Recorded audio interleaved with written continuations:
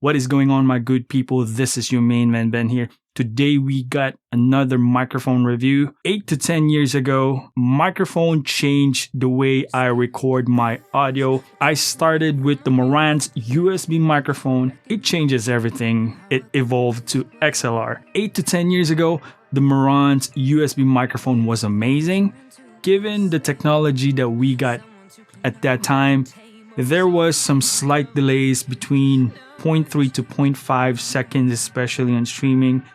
And that is the main reason why I went to USB to XLR. Until this day, that is the golden standard. And today I own my first XLR and USB-C microphone combination, introducing the new Fifine TANK3. Without further ado, let's unbox this. All right, pretty straight up. We got a manual, the actual microphone itself. Okay, it's a beautiful microphone. Look at this, guys. Metal grill. There's a yoke, so you don't need a, what do you call this, a suspension, or the one that we have in our microphones to avoid any vibrations, to minimize all that shock, things that you do when you touch the table. In the back, XLR input, USB-C, and headphones monitoring. So headphones monitoring, especially when you do, use your laptop to record, you can definitely tether it directly in the microphone. I believe this is the LED mute button if you want to use it when you're in the computer. Microphone level. Pretty nice. The knob feels smooth. Headphones volume. So there is no notch in there that if you hit middle or you hit too low, there's nothing. It's all smooth. Metal mesh. Looks like there is no need for a cover or a foam cover for plosives. And other than that, it is solid metal. It also comes with this USB-C cable. And let's weigh this real quick. We are clocking in at 18.77 ounce. That is the weight of the Fifine TANK3. We are going to test this in a couple of ways, guys. Right now, we are using the Fifine TANK3 mounted on our table on stage microphone stand. And this is how it looks like. I'll be honest with you, it looks amazing. The yoke, the one-sided yoke, makes it a little bit more aesthetically, doesn't look like, I love the pod mic, the Rode pod mic, but it doesn't look bulky. It doesn't look like a weapon. This has a solid metal one yoke, which is I like. And the thing is that it's mounted right now in the table mount. I didn't have the table. I do have the table mount that's suspended like this, but in this test, I would like to test it out on the table mounted stand. So this is how it sounds like. By the way, this microphone right here is made in China, if it matters. And I'm speaking around, I would say 2 to 3 inches. This is marketed as a podcasting microphone. And also we are recording right now using our Zoom H6. As far as I can level it correctly, we are around -12. So we're not peaking. Speaking again, 2 to 3 inches in the microphone. By the way, guys, this doesn't work. All these knobs, which is the headphones, the mic, the LED that you can mute. If you use the XLR route, which is this guy right here, it doesn't work. So it's only functional if you use the USB-C cable, which goes to your computer. So I believe there's like an amplifier in here when you plug it in, and then the computer recognizes it without any special softwares that you download. It's plug and play. But right now we're using the Zoom H6. We are recording at 48 kilohertz at 24-bit. That would be the industry standard, and as a quality, if you ask me, we're not using 32-bit float.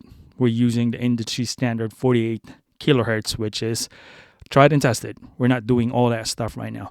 But this is how it sounds like. I'll be honest, it's pretty good.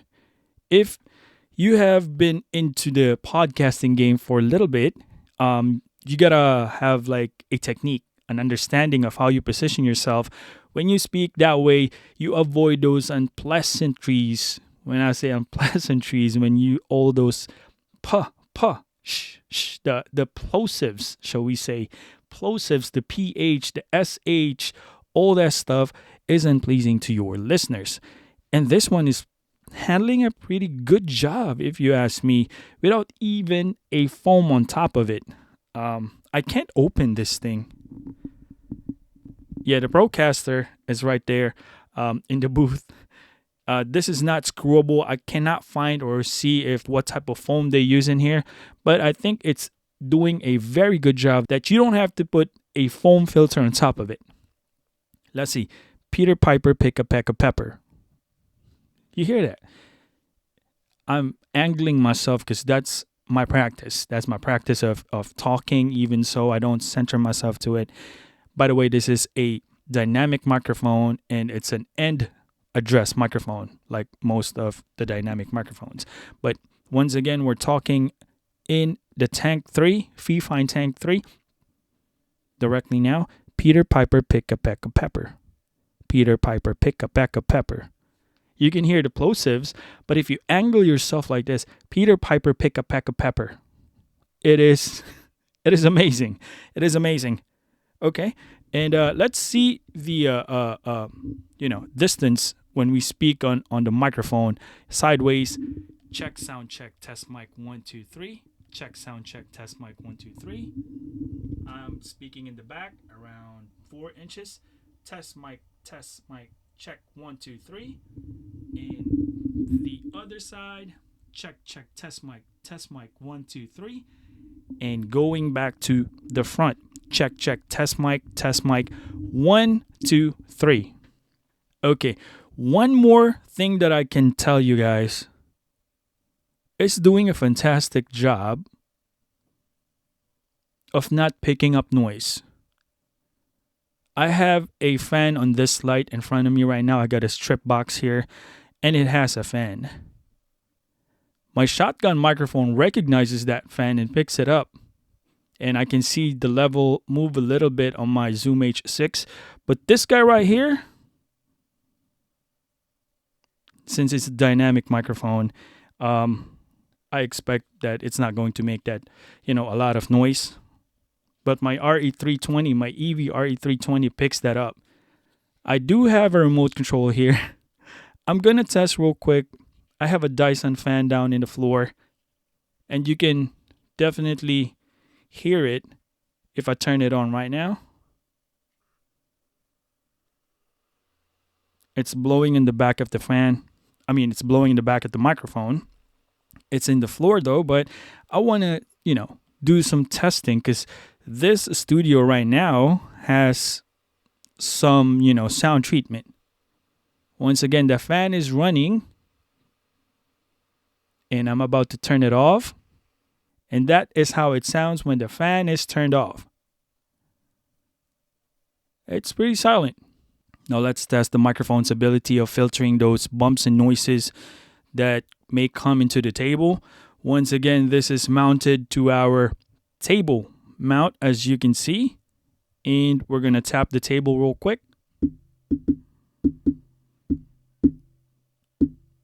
I can definitely see that my Zoom H6 is making a movement. So it detects that.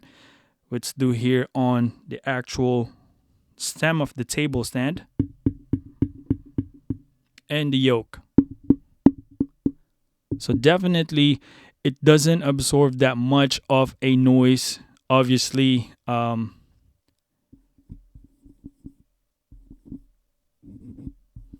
gonna touch the mic. But yeah, maybe it will change up when we put in the other table mic. We're going to test that out later on in the booth using a different type of recorder.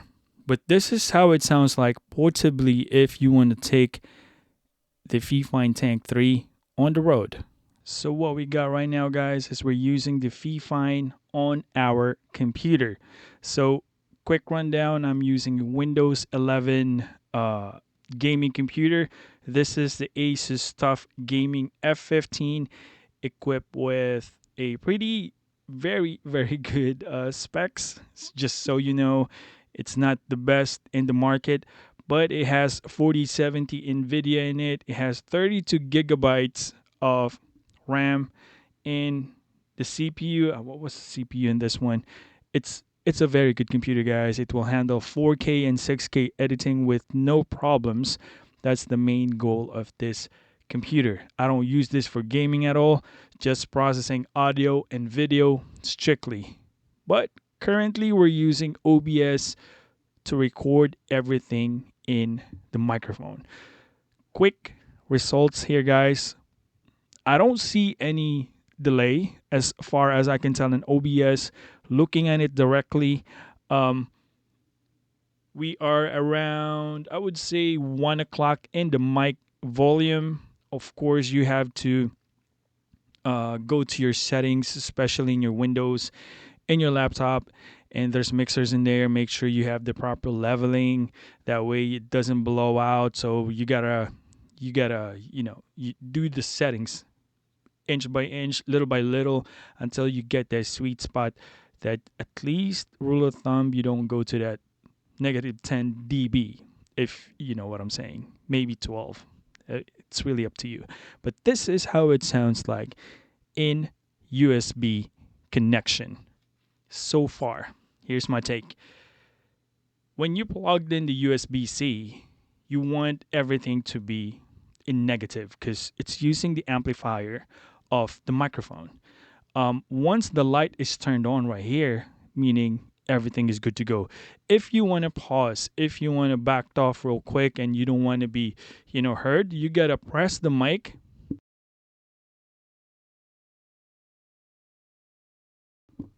Once the light is off, you cannot, no one can hear you. So this is perfect for streamers, quick hits, for Zoom meetings. It's very capable. It doesn't need any audio interface like what we have down here. It doesn't need any mixers. Straight up plug and play. I can't wait to hear the quality of this one. But so far as plosives, it's the same as mic technique, depending on how you use it for podcasting. If you just straight up streaming, it really depends, but a little technique would be more pleasing to your listeners and to your audience. As far as the headphones, this is the one right here. I'm almost cranked up. I'm almost full. I would say I'm 95 or 90% in the volume, and I can hear myself just right because I am also connected directly to the microphone. The headphones is connected right here. The port, the 3.35 millimeter, is it? Yeah. Yes, for the headphones is directly connected to the mic as well. So you don't have to go to your laptop if you want to hear yourself streaming. You can monitor yourself using this microphone plugged in directly to your headphones.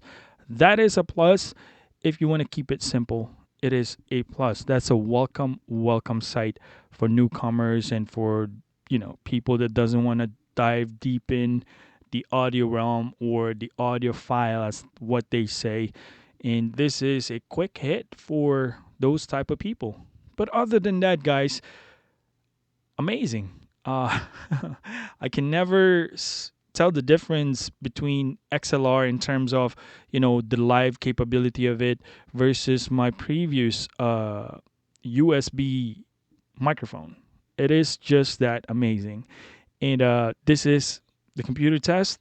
As far as the LED, this is amazing. One more time. And no processing as well, guys, on this test. So far, it's fantastic. So right now we're testing the Fifine TANK3 in the booth, and we do have some sound proofing here inside the booth as well as the cloud on top. And this is how it sounds like. It's very silent, guys. I can tell. The recorder we're using right now is dedicated for podcasting, which is the Tascam Mixcast 4. This is my main driver. It does have 48 kilohertz and 24-bit. And we do have processing inside the Tascam. So whatever we have here, we have settings, the mics, and already pre-configured. This is just the finished product that we're going to export. But definitely, I can tell that the quality of this new microphone that's coming out, especially the Fifine TANK3, it is a very impressive, very silent at this point. I'm just listening on the background because the fan of my light in my back, I can hear it even though I have headphones. But I don't see any activity in the Mixcast 4. It's very impressive, guys. Let's do this real quick. The test now that we have a suspended mic boom arm, we'll see if it still picks up those noise that we had a while ago on the table.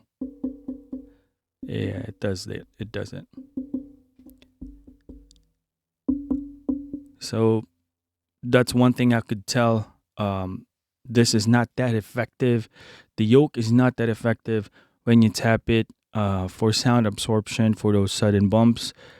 It is very present. Once again, we're using it. The functions on the mic gain, the headphones gain, and the mute does not work if you're using a XLR cable. Let's test this with podcasting. What is going on, my good people? This is your main man, Ben, here. We are Talk Active, practicing wisdom, justice, courage, and moderation. If you're new to this channel, we mainly focus on self-well-being. The goal is molding us to be our own artists and mastering our own life as the ultimate art. And today, guys, we're testing the Fifine TANK3. This is an amazing microphone. Price over value in this one, clocking in at $90. On sale, by the way, in Amazon right now, around $75.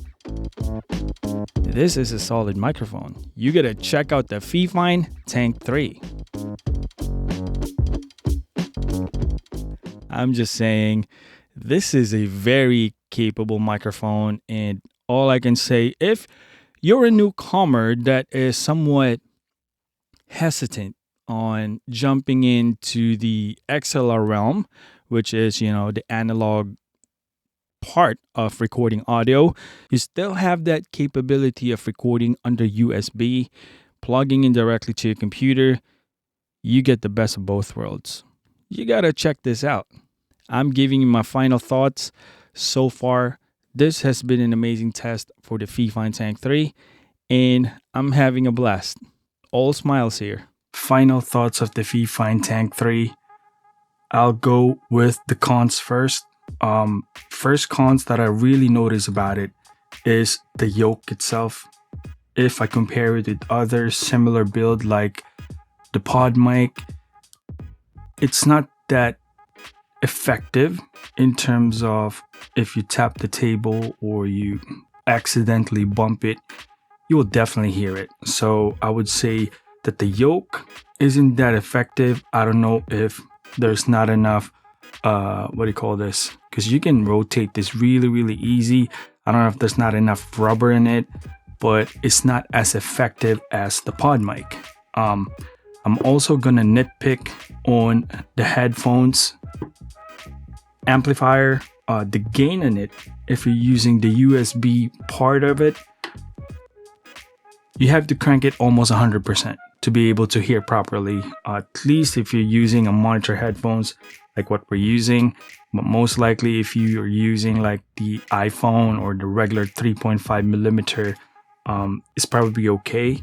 But for monitoring itself, you have to crank it up a little bit, between 90 to 95%, and you have to check on your Windows settings and crank it at least the same as the level of your headphones. And last but not the least, the positioning of the port. I mean, I'm just nitpicking here. This part right here, if you angle it into a specific, like an L angle, like what I use in our test, it'll be sticking upside down, and the mic is going to be upside down like that. I would like to have it like, at least the LED part right there. Maybe because there's this, if I angle it separately or differently, the L connector is going to be sticking out. So I'm just nitpicking. It really doesn't matter because, sound quality and all that stuff is what it's important in podcasting. But aesthetically, that is the nitpicking and cons that I found on this microphone. Now the good part.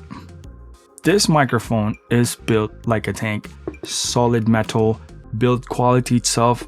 They didn't cheap out. For the sale price right now of $75, this microphone is amazing, given that it is XLR and USB mic, 0 delay. That would be the second pro in this one. I did not find any delay using the USB cable, which is a major plus. And for its competitions right now, like the Shure MV7, I do not own one, but for the quality that this thing gives, it is amazing. I bet you if you put a foam filter in this one, the plosives is got to be much better. You can control the pH and the SH a lot better. Who's this microphone for? If you like podcasting, more on speech or talking, this microphone, with its versatility that you don't need an actual audio interface or a mixer to be able to run, all you gotta do is plug in the USB cable. This microphone is for you. Meetings, schoolwork, quick maybe Facebook Live or chat group in Facebook. This will shine amazing. And not to mention, XLR capability is there. If you chose to get a higher quality one, it really depends on what kind of mixer or audio interface you use and what preamps they utilize. That's where the gold is. But other than that, man, this microphone, plain and simple, amazing, good quality, and I would use this, no doubt. And podcasting, streaming, gaming, whatever you use that involves computers, get it. But thank you guys for watching. I appreciate you sticking around. Always remember, God is good all the time. This your main boy. Peace out.